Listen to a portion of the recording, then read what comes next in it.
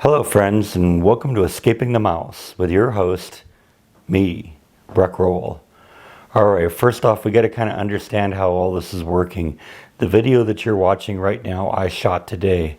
That's a little bit unusual because I'm usually a few days ahead on videos. And so I'm going to have to give you a little bit of background information of things that I added in videos a couple days ago that you won't see for a couple days yet, just to kind of catch you up. About 2 days ago, I posted a video which you'll see on Sunday night, I believe now, where I discussed a little setback that my father has had. And that setback has kind of escalated a little bit, so I'm going to have to catch you up a little bit on things that you're going to hear again in a video in a couple days. But since you haven't seen that video yet, I have to kind of explain it to you now. As you know, about 9 days ago, my father had emergency surgery after they discovered blood in his stool. And at the time, we were told there was a very high degree of likelihood that that he wouldn't survive the surgery. Well, as it turns out, and as you know from watching the vlogs from a week or more ago, he actually, the problem wasn't as serious as we originally thought, and he came through the surgery and has been doing fine ever since and kind of recovering. Well, as you know, or as I think I mentioned, I'm going to go into a little bit more detail. The problem turned out that he had an abscess in his colon, and when they got in there, they were able to flush out the abscess and pack it with gauze, and everything seemed to be doing fine.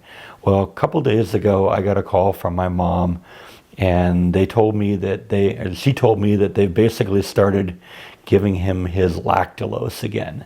And one of the factors that comes with the lactulose is it kind of results in loose stools. And when you have an abscess in your colon, you know, the fecal material is going to kind of build up in there. And they've discovered that problem. And at the time they said, you know, this is bad. We're not really sure what we're going to do about this. And then last night I got a call from my sister. Apparently his doctor visited him and gave him, you know, more of an update of what was going on, and said that there were 3 options available, and none of them are particularly good. Option 1 is they could do another surgery, this time to remove a section of his colon, which is major surgery compared to his procedure from 9 days ago. And the doctor says that in all likelihood, my father will either die on the table or shortly afterwards. So that isn't a particularly appealing option.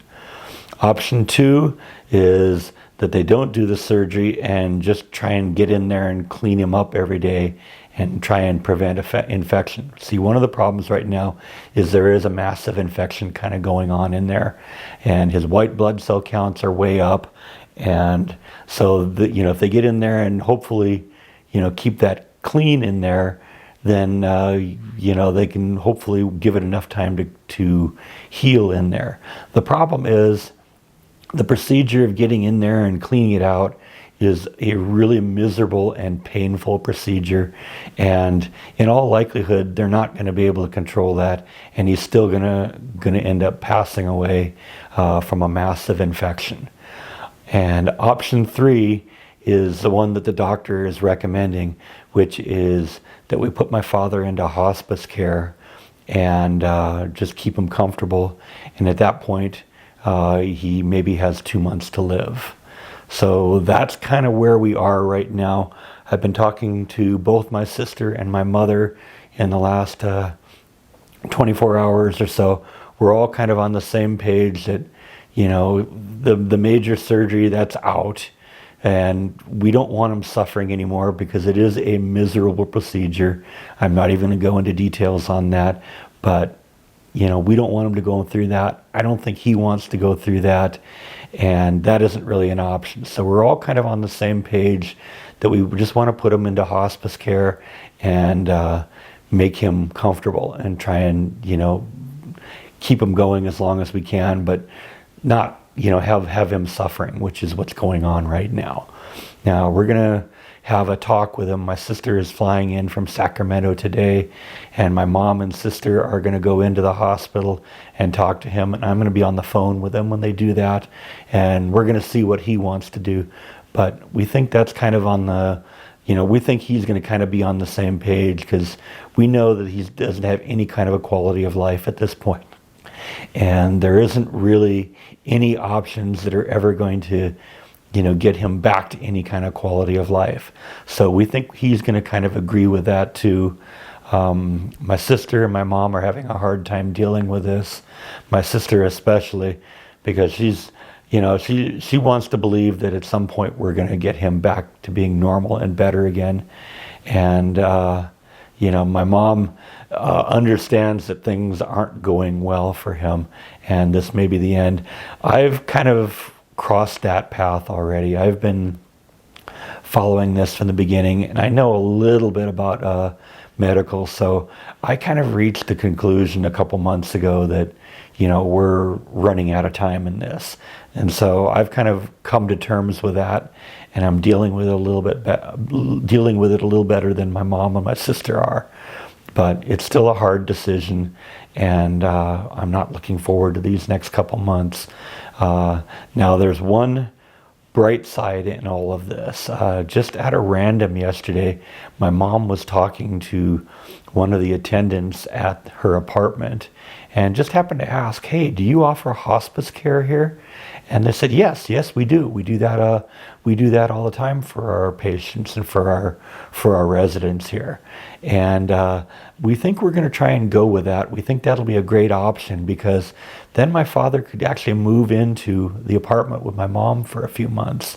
And apparently they'll just move in a hospital bed into one of the bedrooms. My father can, kind of be in a place that he wants to be. He hates being in the hospital. And my mom and my dad can just kind of spend their final couple months together.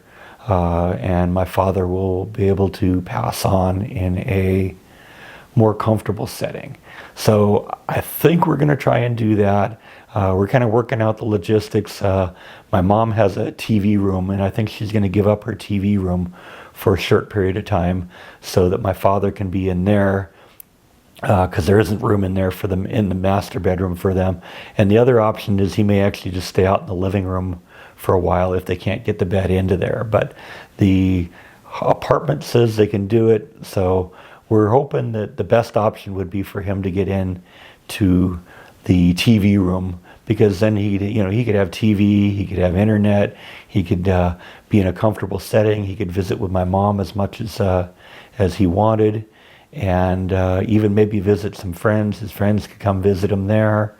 I'll probably end up going home a couple times during this period just to spend some final time with him.